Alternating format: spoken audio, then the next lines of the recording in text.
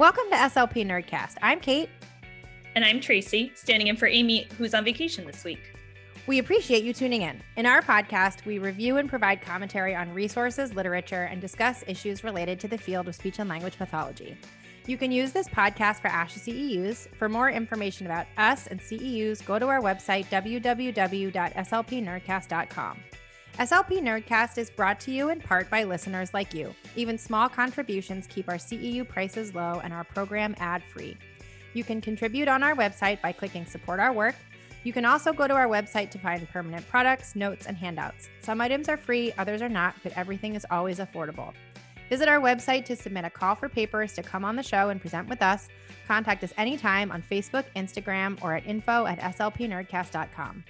You can also join our private Facebook group called SLP Nerds to post questions and engage in discussions about episode topics.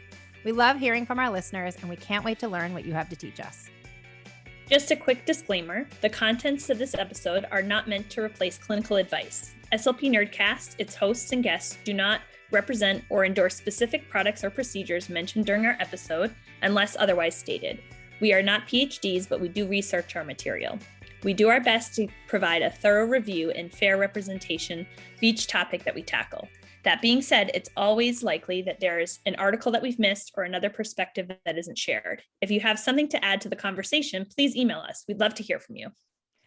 I have two guests today, and it's so exciting. My dear friend and part of the Nerdcast team, Tracy Callahan, is standing in for Amy this week, who is on vacation. Welcome, Tracy. Hello, it's nice to be here. Tracy, you've presented on the Nerdcast before on feeding and swallowing, and then we had the pleasure of welcoming you onto our team. I'm going to call you the ASHA Czar. You're in charge of all things ASHA and CEU related. Thank you so much for standing in for Amy, who's on vacation. Do you want to take a second to tell the listeners a little bit about yourself? Well, I'm glad to be here, and I'm really excited for today's topic, and I'm excited to talk to our guest. And we have the second guest who I mentioned. We're so excited to welcome Jenny Traver. Welcome, Jenny. Thank you so much. I'm so excited to be here with you both and support all of our listeners in the SLP Nerdcast. Hooray. You're here to discuss school reentry after a brain injury. And as many of our listeners know, I don't know anything about brain injuries or really anything medical SLP related. But Tracy does, and you obviously, this is in your wheelhouse, in your area of expertise. So we're so excited to learn from you. Before we get started, can you tell us a little bit about yourself? Of course, I will share a little bit about myself. As Kate just mentioned, my name is Jenny Traver, and I'm a pediatric speech-language pathologist and certified brain injury specialist in the Boston area. So I particularly focus on supporting children and adolescents with brain injuries through their rehabilitation process and as they transition home from the hospital and back into the school and community settings, which, as we know, we're all here today to talk about that school reentry piece. I began my clinical work at the inpatient rehab facility and have recently transitioned to the outpatient setting and founded my private practice, Cognitive SLP, where I provide intensive functional rehab for brain injury patients and focus a lot on the family unit, supporting the family in understanding what's going on and how they can advocate for their child as they return to school. So a huge piece of what I do is coaching families on this school reentry and helping to bridge the gap between the medical setting, medical professionals, and the educational setting. So this topic today is a huge passion of mine, and I'm so excited to share what I know with you all.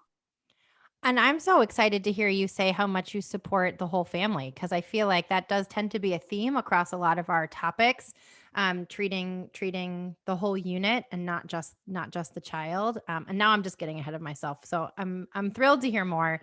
I am going to, before we really get into the good stuff, the powers that be require that I read our learning objectives and disclosures. Sometimes people write in and ask me to skip this part. I can't. I have to read it. And especially today, because the ASHA czar, Tracy, is here watching what I do. So I am going to try and get through this as quickly as possible. Learning objective number 1, participants will understand the role of the SLP in supporting clients with brain injuries in returning to school. Learning objective number 2, participants will identify key considerations for clients in the school reentry planning process. And learning objective number 3, participants will identify 3 or more strategies and resources to support patient and family education on the return to school process. Disclosures. This is the part I really try to get through quickly. Jenny Traver, financial disclosures. Jenny is the founder and owner of Cognitive SLP, her private practice. Jenny Traver, non-financial disclosures. Jenny is a member of ASHA and the Academy of Certified Brain Injury Specialists. Kate, that's me. My financial disclosures. I'm the owner and founder of Grand Bois Therapy and Consulting, LLC, and co-founder of SLP Nerdcast. Kate, my non-financial disclosures. I'm a member of ASHA SIG 12 and serve on the AAC advisory group for Massachusetts Advocates for Children. I'm also a member of the Berkshire Association for Behavior Analysis and Therapy, Mass ABA, the Association for Behavior Analysis International, and the corresponding Speech Pathology and Applied Behavior Analysis Special Interest Group. Tracy Callahan, financial disclosures. Tracy is an employee of SLP Nerdcast, owns a private practice, and is the owner of an online learning platform called Guest Monster Games. Tracy Callahan, non-financial disclosures. Tracy is a member of ASHA and the corresponding special interest group SIG 13 for dysphagia. There you go. I did it as fast as humanly possible. All right. So Jenny, maybe you can start off by telling us, as a refresher, a little bit about brain injury and the role of the SLP. Of course. So when we think about this umbrella term of acquired brain injury, we're really talking about any injury that occurs to the brain after birth that will result in changes to the brain function at the level of the neurons. Now, the brain injury, I like to think of it as either an injury that's caused by a physical external force that could be a bump, a blow, or a jolt to the brain that could result in a brain injury, or an internal insult. So the external forces, as you can imagine, would be things like falling down, a motor vehicle accident, a biking accident, and that would cause a traumatic brain injury, which includes our concussions, which is big in the pediatric population. On the other hand, we also have a brain injury that can occur from within, and that would be a non-traumatic brain injury, including things like strokes, brain tumors, and infections that can affect the brain. So I have a question. Is this common for children to have brain injuries? Could you tell us a little bit about that? So, Tracy, that's a great question. I often get a lot of people asking me how common it actually is. Do I really see kids with strokes? Do I really see kids that get into these accidents? And the answer is yes, it is almost just as common as the adult population. I think, when you look at the CDC data for children that was gathered up until 2010, we see a lot of the brain injuries occurring in that traumatic brain injury region, primarily due to falls, especially in the younger population under age 5. And then, of course, in the teenagers as well, we see an increase in brain injuries around age 15 to 19. So the brain injuries in the teenager population would be more due to being struck against by or against something. So we would think about that as the car accidents, a biking accident, skateboarding accident. Risk takers. Yes, teenagers out there taking risks and getting TBIs. Exactly. So you're seeing the teenagers are a little bit more independent, taking risks, as you say, and they're more involved in their sports. And sporting activities can cause brain injuries, including those concussions that have gotten some more recent press. And then just thinking about gender, is it common for both boys and girls to have a brain injury? Yes, we do see a little bit of an increase in the boys, especially the teenage boys, taking greater risks at that age, but it is across. Something about the idea of these injuries in children is really pulling on my heartstrings. That must be a lot. I mean, just the grieving of the family. It's just hard. It certainly is, Kate. And I think, when I've talked with colleagues and friends about pediatric brain injury and especially the school reentry piece, I get a lot of our colleagues that are concerned about this topic. And I think it is because it can be more complex. It can tug on your heart, as you say, and you really want to support these children and families. Agreed. So when we're thinking about the role of the speech therapist in working with a child with a brain injury, what is that going to look like? What role does an SLP have, speech pathologist have, working with brain injury just in general? So an SLP that works with anyone that has had a brain injury is going to be assessing the changes that are occurring in the client's day-to-day functioning based on the injury itself. So we will see differences in the functional abilities of a client based on the type of injury, the size, and the location of the injury within the brain. So we're often, again, regardless of age, the SLP is going to be looking at the changes in communication, both with verbal output, understanding language, the total communication, how a client's able to communicate their wants, needs, and ideas. They're also going to be looking at any changes in their swallowing or dysphagia that might be a result of the injury, changes in their motor speech and voice, and any changes in their cognition or their thinking skills. So I have to assume that most patients that come through your door haven't had a formal baseline testing. I mean, unless there was some other reason to get referral for testing. So when you say looking at changes, how are you collecting that initial information if they didn't have some sort of, official, I'm using air quotes here, official measurement of, baseline functioning? That's a great question, Kate. And I think my answer highlights the role that the family plays in pediatric care, because a lot of our initial conversations, that in-depth parent discussion and case history that we take, is going to involve the family sharing information with us, letting us know what is typical for the child before the injury. What is their pre-injury performance? And some of that will be informal, a description of what a typical day looks like. Some of that will be a description about what school looks like, what type of student the child is.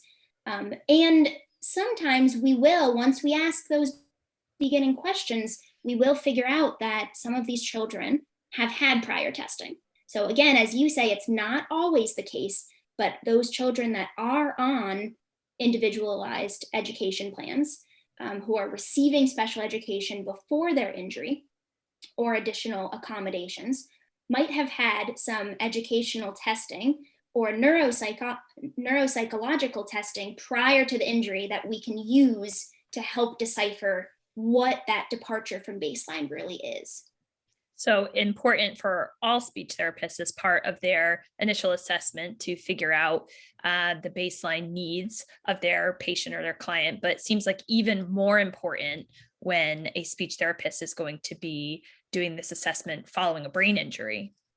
Mm-hmm, mm-hmm. And as you say, that's something that any SLP will be looking into, but especially with the school-aged population, I recommend that we ask these questions about the child as a student when we first meet the family, so we can start to put these pieces together. So when working with a school-age client, I know that you're going to be talking a lot about what school is like at baseline, but at what point are you going to be discussing school reentry? Yeah, that was going to be my question. So, I have to assume based on the chronology of events, you have the injury, there is some sort of hospital stay, inpatient stay, presumably, or maybe not. And then there's, some sort of maybe outpatient medical care.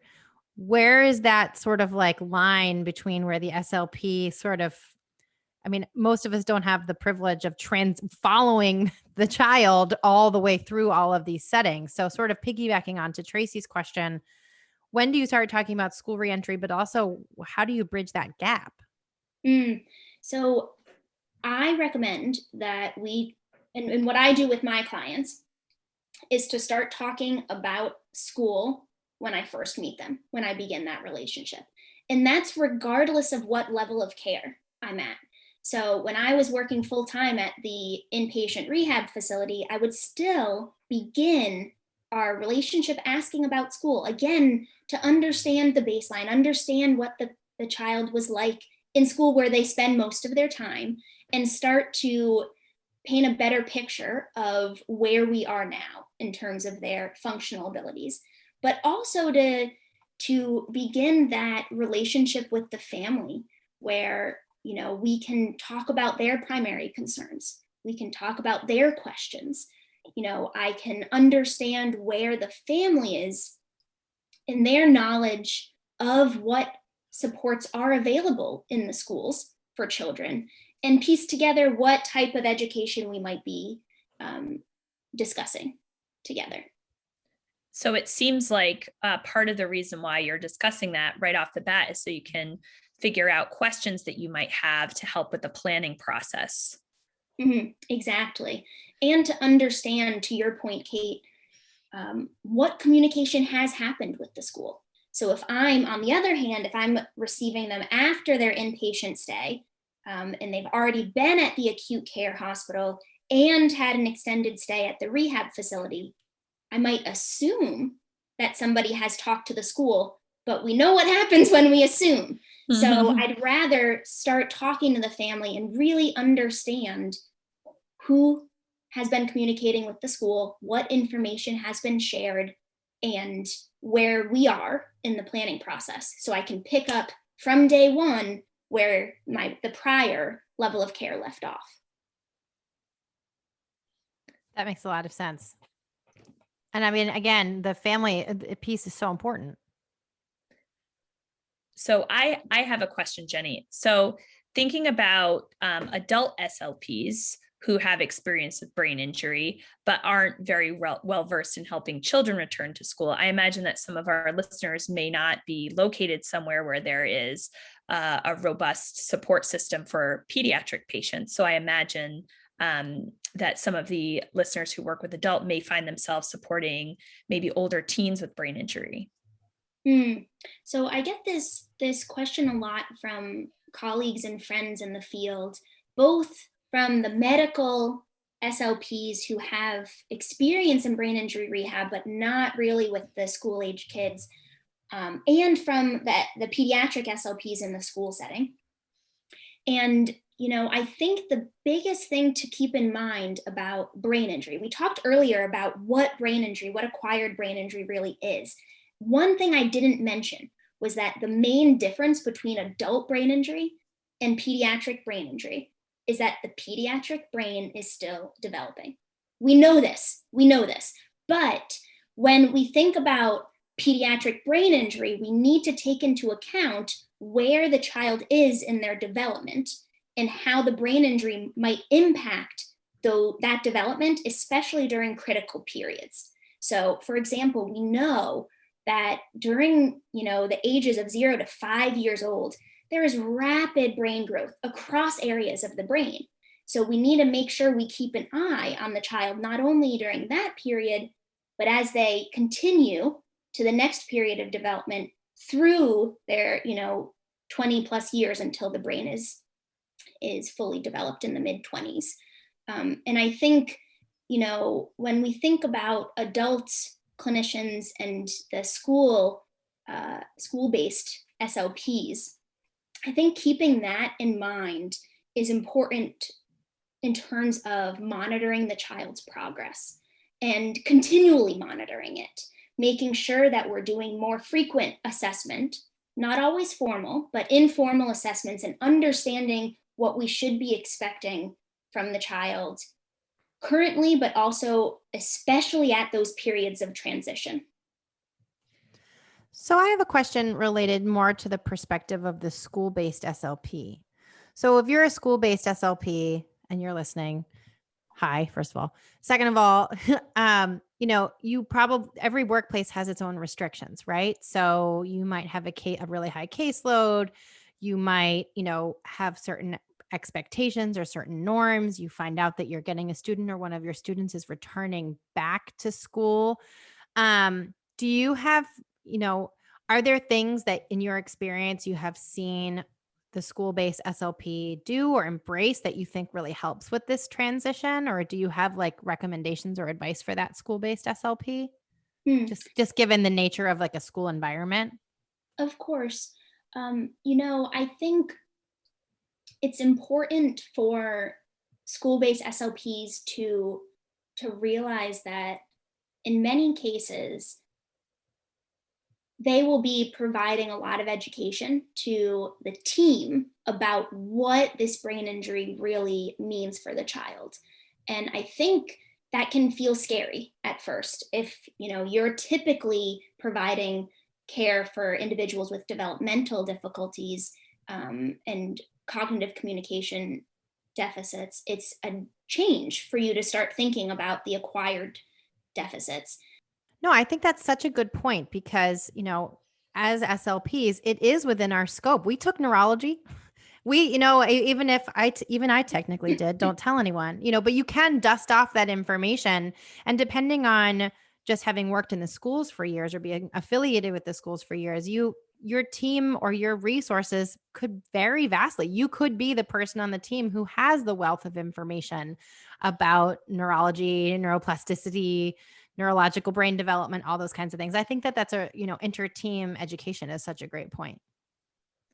And I think especially for the SLP in the school, certainly as you're saying, Kate, to empower them to that they do have this knowledge, they do have this understanding that the rest of the team might have slightly differently, but also to encourage, any SLP that's listening right now, actually reach out to your colleagues. Ask the medical SLP to explain a little bit more what's going on with the brain injury, or why we're seeing these things. Share some of that discussion about the symptoms that are the challenges in school, or really, when possible, communicate with the other providers in our own field to help that transition period. I think will be helpful for everyone. I find that a lot of the SLPs that I've worked with in the school settings, they can shed some light for me on what some of the demands are in the school.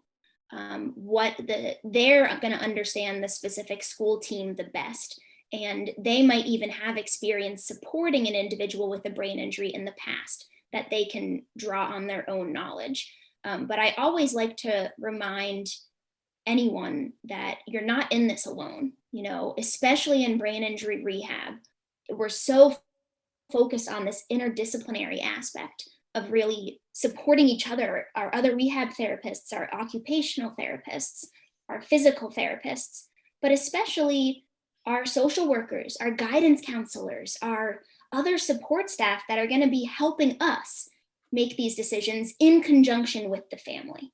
So to share that information with each other to make informed decisions is really important. So for our school-based SLPs, maybe who haven't worked specifically with a child with brain injury before, outside of maybe dusting off their textbook or checking in with a friend, do you have specific recommendations on what they could do to help get themselves ready to help support this student with their school reentry? So I think, at first, it's important to keep in mind that the child, as we were saying earlier, that this recovery process is going to continue once the child returns to school. And the supports that we initially put in place might change as well. In fact, we anticipate they will change, and more rapidly than the other students on your caseload. So keeping in mind that this progress of a student with a brain injury should be closely monitored. The team might need to meet more frequently than usual, and we want to think about what ways we can keep an eye on the symptoms and help the child be successful in school. That's a great point. Is there any specific organization, like an association or something like that, that SLPs could reach out to just sort of for information on what this process might look like, just if they're unfamiliar with it, or maybe their graduate program didn't spend quite as much time, or maybe they don't have time to read through their neuro textbook? Of course. So I definitely recommend two main resources. First, taking a look at the Brain Injury Association of America. They have a ton of information for brain injury providers, for families, for clients that are brain injury survivors themselves.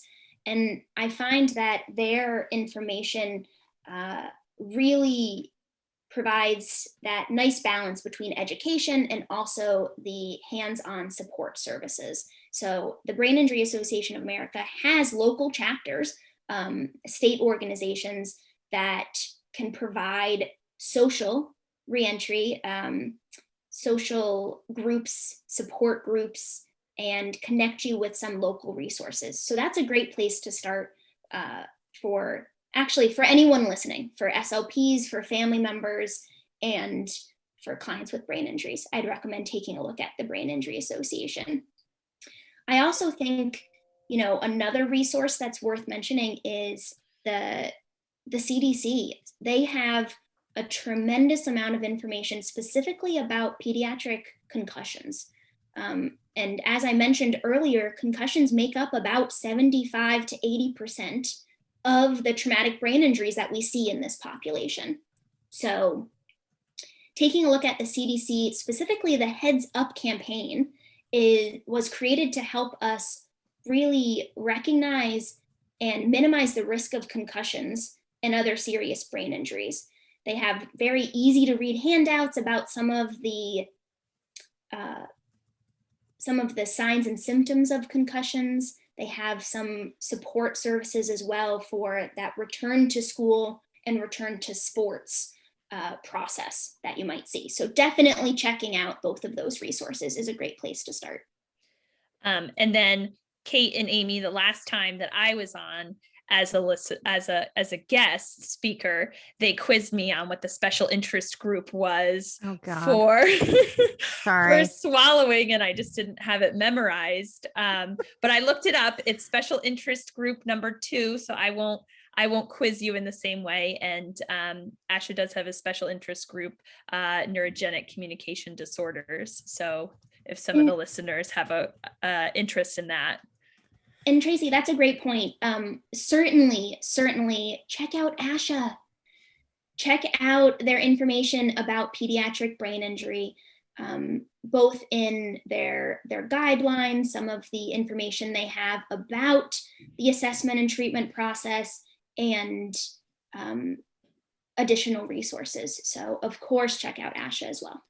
And for anyone who's listening, we always put all of our resources in the show notes. So if you're listening to this while you're driving or running or whatever it is you're doing, all of these links will be in your podcast player for you to reference at another time. And I'm thinking a little bit more in depth about our second learning objective related to key considerations for the client. So we've talked about the role of the school-based SLP. We've talked about, things that a school-based SLP can do to sort of like increase their scope or educate the team in anticipation of one of their students returning to school.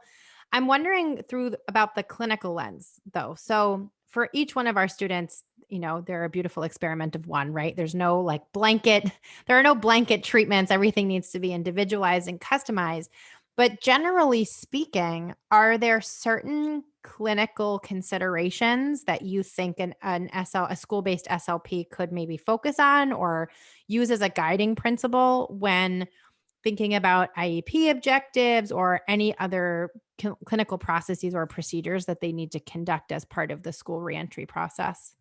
Mm-hmm. Certainly, that's a great question, Kate.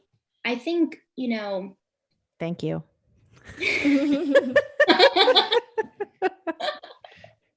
I'm not doing much here. I'm just asking questions, but thank you for giving all the good information as you were.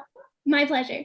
When we think about providing this long-term support to individuals with brain injury and supporting their family in this process, we want to remember that these individuals are experiencing this adjustment to a new life after their injury. And it often cannot be discussed in their cognitive and communication deficits cannot be discussed in isolation from, their other social components, the emotional components, and the psychological effects of this injury, again, on the whole family unit. And I think especially when we think about these kids getting back to school, we really want to consider what this child will need to be successful. And that goes beyond just the academic tasks. That goes beyond just their attention in the classroom. While that's very important, and we might look at different settings for them to initially begin their academic work, we also want to think about how to get them back in the school environment in general, how to reintegrate socially with their peers, what type of supports we might need to get in place for them to process this return to school. So I often recommend that families have a guidance counselor become a key player in the child's care when they return to school and regularly check in with the child from the beginning. I also think that, this component of school reentry is not an all or nothing process. It's not you're ready to go back to school full time or we can't talk about school. And I tell this to, again, all SLPs listening, but especially my families I talk about this with, that there's ways to get the child back to the school environment that is meaningful to them, that won't tax their system too much. So that's appropriate for them. So I have a question about that. So for a student who is not ready to return to school full time, what could something like that look like? Great question, Tracy. So typically we're going to see a gradual return to school.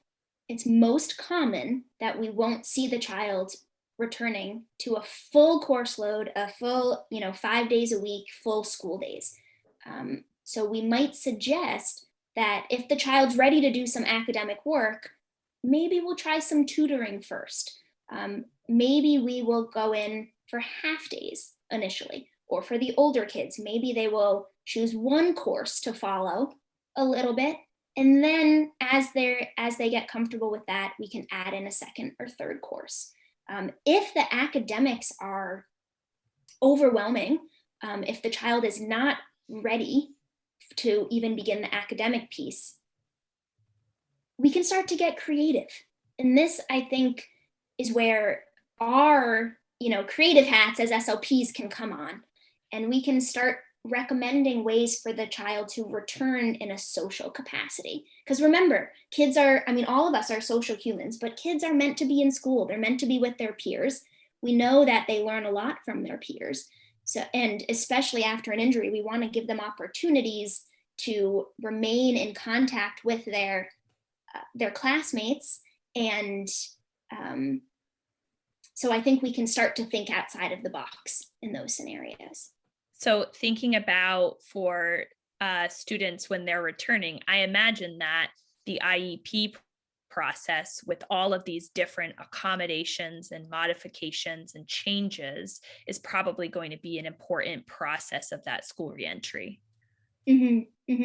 So yes, when we talk about the specific academics, part of the reason we want to begin those early conversations with the family, as we mentioned earlier, is so that we can talk to the school about what supports are available.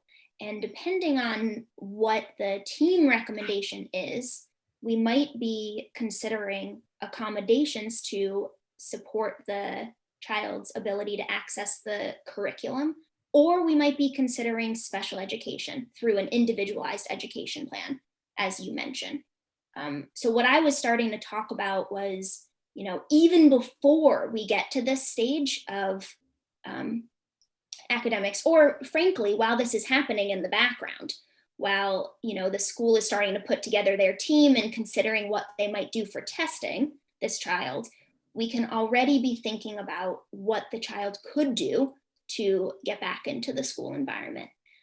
So as an example, instead of, to make this a little bit more concrete, I've had a client before who loved music class, and they weren't ready to go back to school full time, but we did have them sit in on a music class initially when they went home while they still continued their rehab therapy.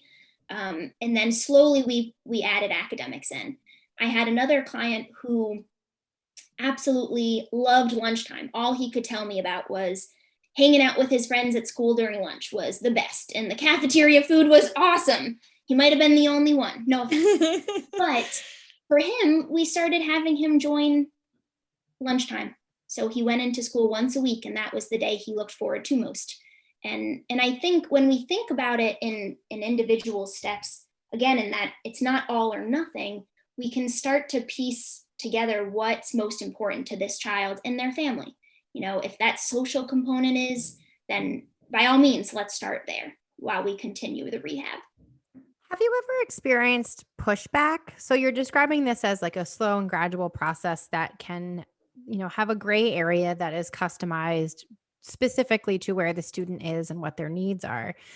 But have you ever had, in your experience working with the family or even working and collaborating with the school SLP, are there instances where the administration or, they say, well, no, it's all or nothing. We're not going to do X, Y, and Z for you. Is that something that happens in the brain injury world?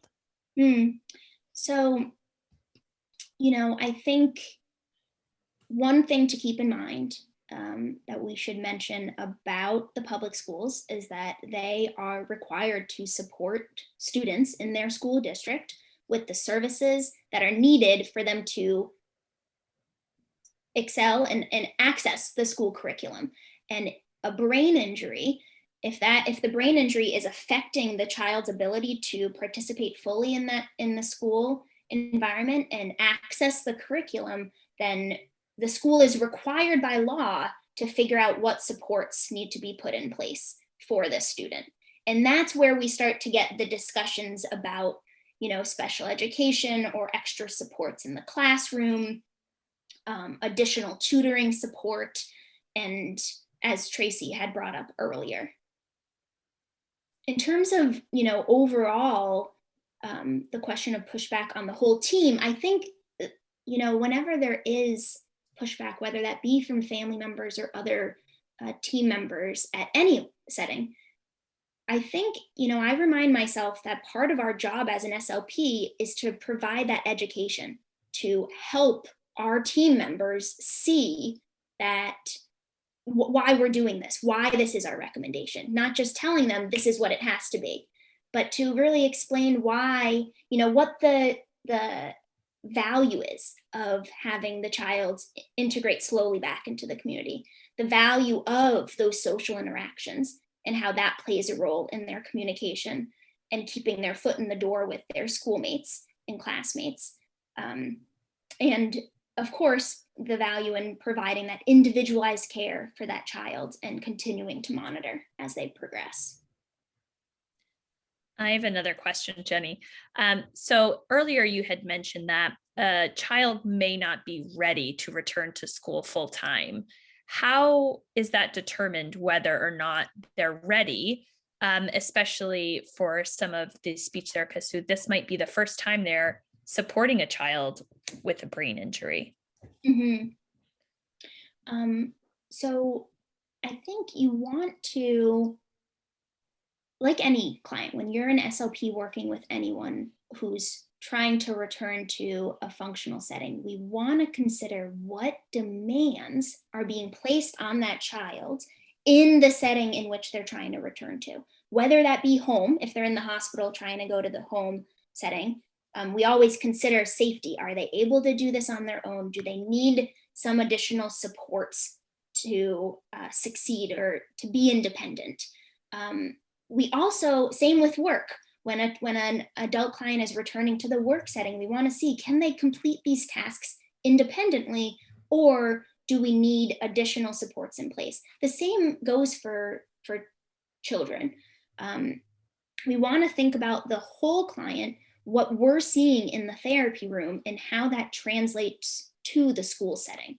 So, for example, if we're looking at a client who is struggling to pay attention to a task that's highly structured and supportive in a quiet therapy room with just us and no other distractions, are we expecting them to succeed in a noisy classroom with multiple instructions happening at once in a very unstructured setting?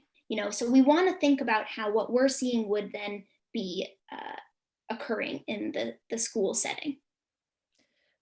So when a speech therapist is designing their therapy, then it would be important to consider what the demands are that are going to be placed on them in the classroom. And maybe, I'm just guessing here, trying to choose activities and exercises that may reflect that to determine how they're participating. So certainly we can, in the therapy room, I do, whenever I can, start incorporating academic or school tasks. I try to, because it's one, that's our ultimate goal of the client and the family, is to get back to school, but it's also going to help me better understand where those limitations are, what challenges come up, and I can problem solve what type of supports do work, and then share that with the school team. I think that this comes up every single episode, but this is making me think of how important collaboration is and interdisciplinary work in the school setting. And anybody who listens to this podcast regularly knows exactly what is about to come out of my mouth. The importance of indirect service and how our service delivery as speech and language pathologists is a continuum. And indirect service, so your consultation with the classroom teacher and learning what that classroom environment is like, exactly what you're saying, what kind of distractions, what is the learning environment actually going to be like? Collecting that information and collaborating with that school teacher is still part of service for your student, even though it's not direct service. So really understanding and embracing an indirect service delivery model, particularly for these situations that you're describing, where you're really trying to help someone transition into, if they were in a general education environment before, transitioning back into that general education environment and making sure that all of those bridges are built between outpatient or between, your therapy room and that educational environment are so important. And you can't do that without collaboration. And school SLPs don't have time for collaboration outside of indirect service. And I just think it's so important. And I love the way that you're describing how that's a critical piece of the therapy that you're providing as a speech pathologist. It makes so much sense. Kate, that's a great point that you make about collaboration, and, has been a common thread through our discussion, collaborating with other SLPs across the continuum, and of course, collaborating with our interprofessional team.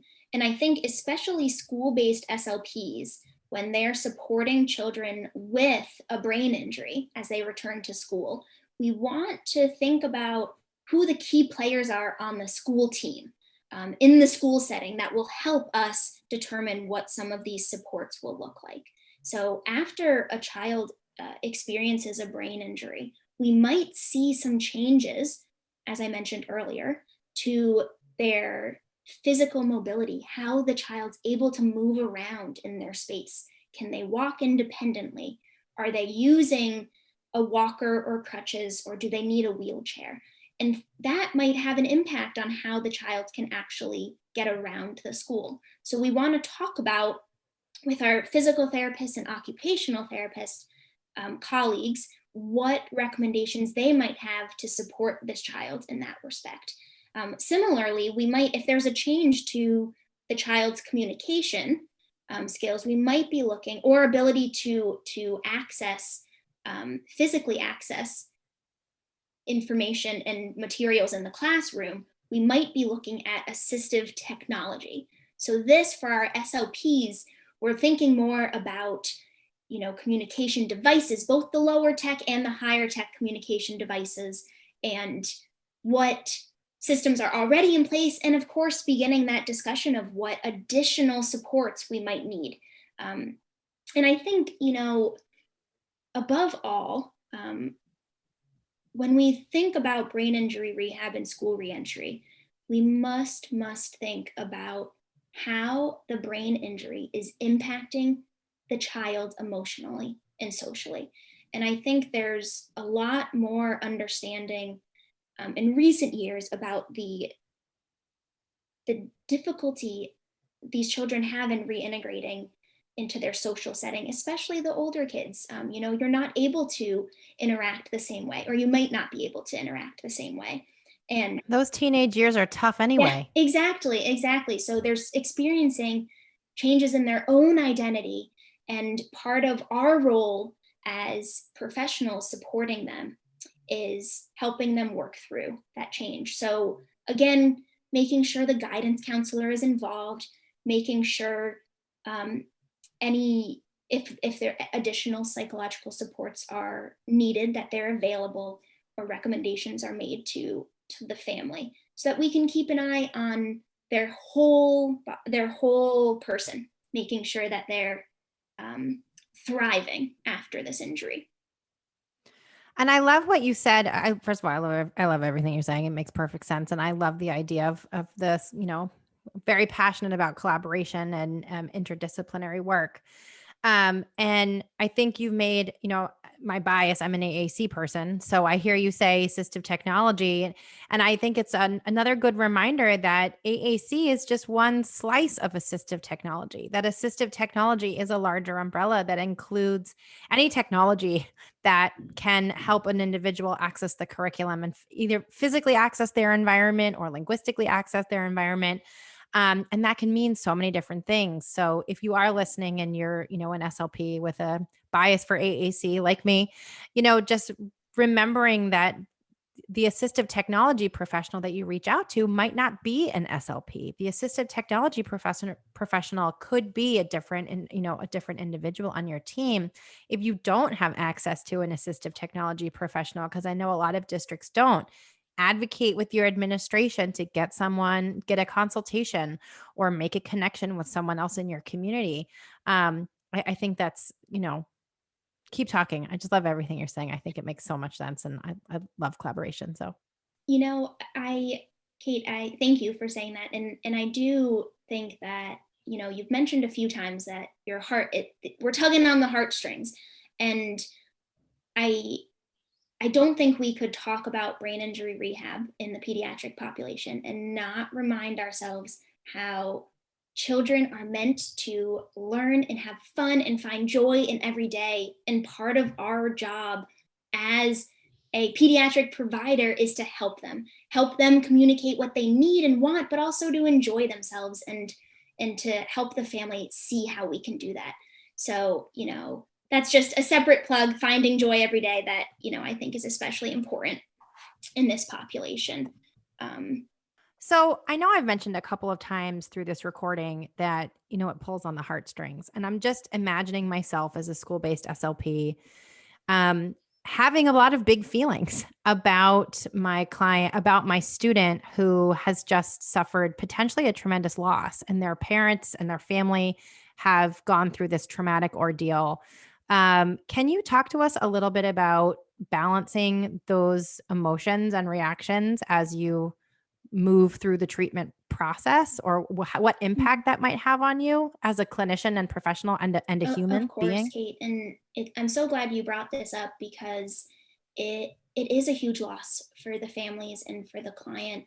And I think it's okay for us to feel that. It's okay for us to sit there and support the family through this and understand that they're still grieving in this period. It can be challenging when you're used to working with a different type of population, to then get a child on your caseload that is adjusting to this new identity, this new lifestyle that is so different from who they were weeks or months ago. So certainly taking that into account, taking care of yourself, and again, sounding like a broken record, turning to your colleagues, finding support in each other, being able to share some of these feelings with your team members, but also being able to sit with the discomfort with the family member, I think is important. And work as hard as we can, again, to be those creative SLPs that we all are, to find the joy. I used to say that to my clients, especially in the rehab setting, that I believe that laughter is the best medicine. So I would tell jokes of the day with my client, and that's what we put on my whiteboard, was a joke of the day. And we'd come up with some of them together or practice saying them together. And I think those little moments are what's going to make a difference. So as much as we can find those joyous moments and celebrate them, celebrate the small progress with the client and their family, and bring in aspects of their life, I think will help us cope, help the family cope, and really be that supportive team together. Thank you so much for saying it. I feel like that's such an important perspective, and I really appreciate all of those insights. Now, a topic that we didn't really touch on that is also important in brain injury rehab is this role that fatigue plays. And this is fatigue, reduced energy levels that can affect us physically and mentally.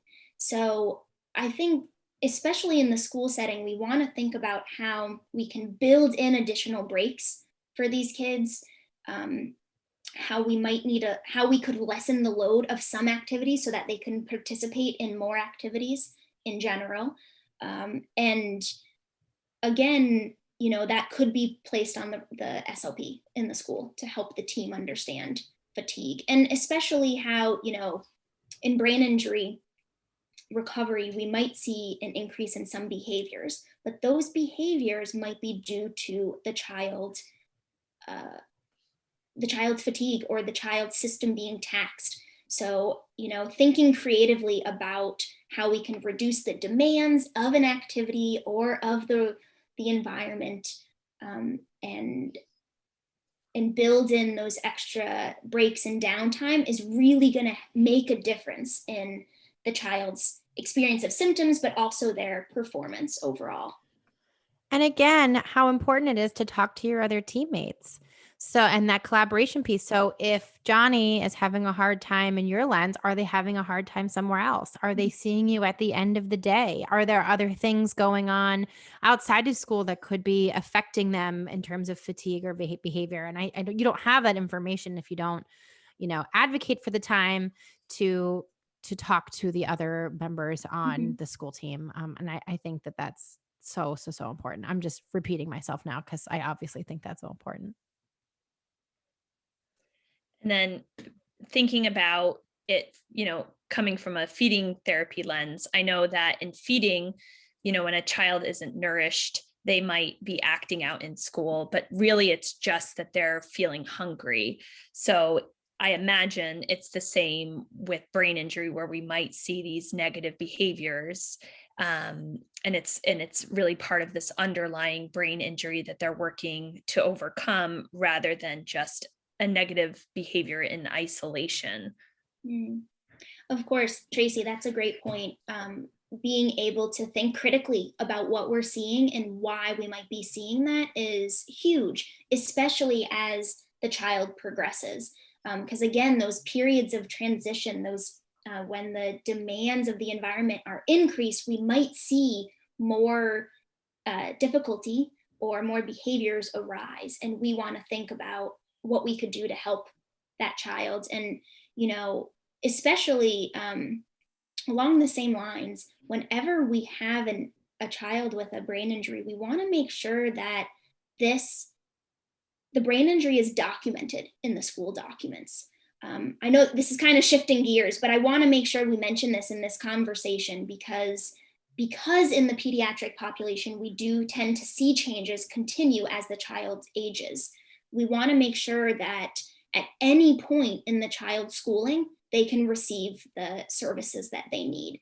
And one of the ways that we do that is by making sure that the school team understands that there has been an injury to the brain, and we do expect to see recovery over the long term. No, yes, that makes so much sense. I'm also thinking about, this third learning objective about strategies and resources that can support patient and family education, as well as SLP education. If an SLP is listening and would like to learn more, you've already listed two, just to recap: the Brain Injury Association of America and the CDC, particularly the pediatric concussions. And they have a heads up campaign you mentioned.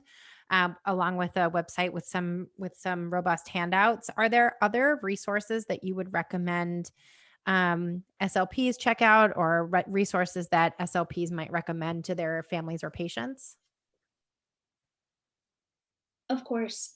So I think a big piece, in addition to the Brain Injury Association and the CDC, a big piece is how we can help clients and their families understand what's going on. And I find, especially with the pediatric population, we need to think creatively about how we teach children about their brain and what has happened and why we're seeing changes, especially when there might be a difference in awareness and understanding of their brain, depending on their age level and the injury itself. I do recommend the Model Systems Knowledge Translation Center, which has a bunch of resources for supporting children, in particular, understanding brain injury. And in particular, they have this great section of info comics, as they call it, which are essentially comic strips about brain injury and how it might affect our sleep, how it might affect our emotional state.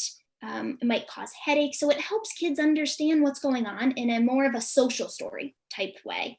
I also think I love brainline.org is another wonderful website that is a great resource specifically for to share with family members, for an easy to read or multiple easy to read articles about brain injury in general, but also in the pediatric population and specifically getting back to school. I hope those resources, in addition to all the resources that ASHA provides us with, will help you feel more comfortable in this complex topic and really feel able to support these families and these children with brain injuries so that we can help them excel in school and in life during their recovery.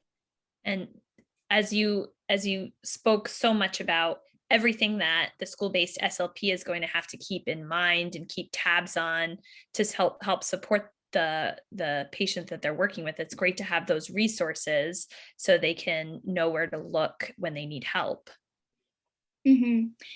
And I should also mention, we could certainly go on and on about this topic for many hours, and I have many other resources that I can share at another time. But one thing I should mention too is for any SLP who is just dipping their toes in this, also, learn a little bit more from the Department of Education in your state, what supports are available for special education and accommodations in the school. And that, even if you go, so we're in Massachusetts, if you go to the Department of Education in Massachusetts, you can find a detailed process of the IEP process for family members to review or to review with them, and the forms that are needed for that. So there's information everywhere, and more than anything, I hope that we all continue to ask these questions of each other, of our colleagues, and that this can be the beginning of this discussion. So when questions do come up, you can always reach out to me as well, and I'm happy to connect you with the information I know, answer them if I can, or point you in the right direction. That is incredibly helpful. This whole thing has been very eye-opening for me. You are a wealth of knowledge, and we're so grateful for your time. This is so awesome. Do you have any, parting words of wisdom for the SLPs listening? Or I know you mentioned people can contact you, some specific websites or email addresses that you want to share, just as your parting gift. Of course. Please, you can always find me at cognitiveslp.com. Please do reach out with questions, comments, thoughts. This is a topic I'm very passionate about, and I hope to continue to support our field in helping this population. So definitely reach out and keep an eye on cognitiveslp.com. I'm hoping to put some resources together on this topic to share and really support our field in this area. Awesome. So just as another, sort of reminder, we are going to have links to everything in the show notes, including to Jenny's website, as well as all of the references that she mentioned. You can use this episode for ASHA CEUs. If you would like to earn ASHA CEUs for listening, cruise on over to our website, www.slpnerdcast.com.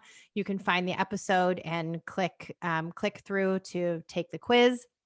If you have any questions for us, you can email us anytime at info@slpnerdcast.com. And if you have questions or want to engage in discussion, you can join our private Facebook group called SLP Nerds. So thank you so much, Jenny, for coming. Tracy, you're an amazing wing woman. Thank you so much for joining as well. And we hope everybody learned something. And thank you again so much for joining us.